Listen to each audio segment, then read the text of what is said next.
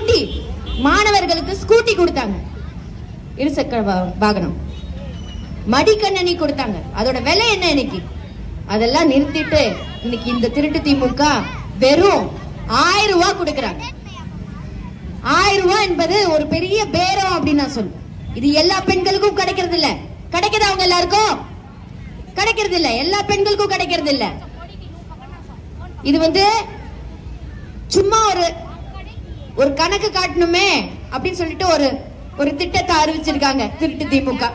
அது எல்லாமே அவங்களோட மகனுக்கும் மகளுக்கும் மருமகனுக்கும் அப்படிதான் போய்கிட்டு இருக்கு. இந்த காசெல்லாம் அவங்களுக்கு தான் போகுது. ஆனா உங்களுக்கு எதுவும் வந்து சேர்றது கிடையாது. இந்த 1000 ரூபாய் வச்சு இன்னைக்கு வந்து விலைவாசி எவ்வளவு உயர்ந்திருக்கு. வரி பணம் எவ்வளவு கட்டுறீங்க? 3 மடங்கு. சொத்து வரி 3 மடங்கு ஏறியாச்சு. எலக்ட்ரிசிட்டிக்கு நீங்க 3 மடங்கு ஏறியாச்சு.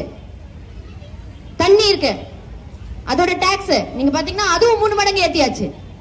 நம்ம எப்படிதான் வாழ முடியும்? இந்த 1000 ரூபாய் வச்சு நம்மனால, அது நம்மளோட உரிமை தொகை தான், இல்லைன்னு சொல்லல. அது நம்ம வரி பணத்துல இருந்து வர ஒரு காசு தான் அது.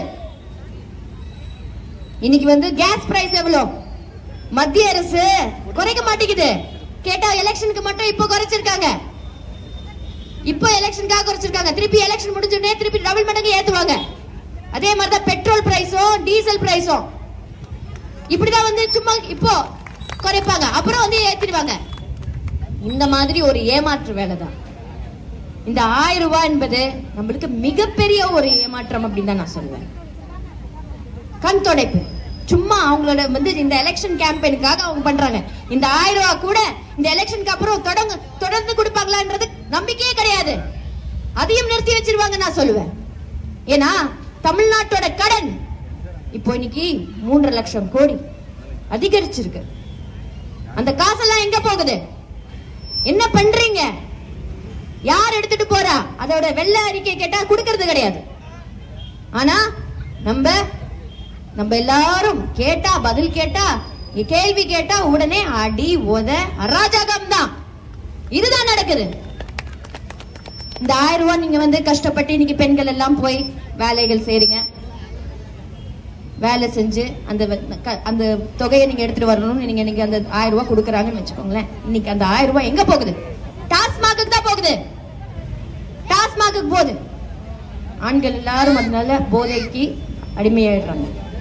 அது மட்டுமா, அதை தாண்டி இன்னைக்கு போதைப் பொருள் விற்பனை இன்னைக்கு வந்து இளைஞர்களுக்கு வந்து அப்படி கொடுக்கறாங்க.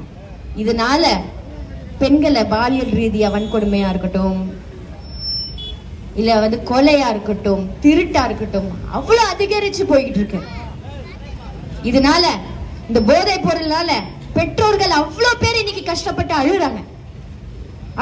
மனசுல வந்து அப்படி வயிற்றுல அப்படி புலி கரைக்குதுன்னு தான் நான் சொல்லுவேன். இந்த நிலைமைக்கு போயாச்சுன்னா இது தட்டி கேட்டது வந்து 2.5 வருஷமா தட்டி கேட்டது வந்து ஐயா எடப்பாடியார் அவர்கள் மட்டும்தான்.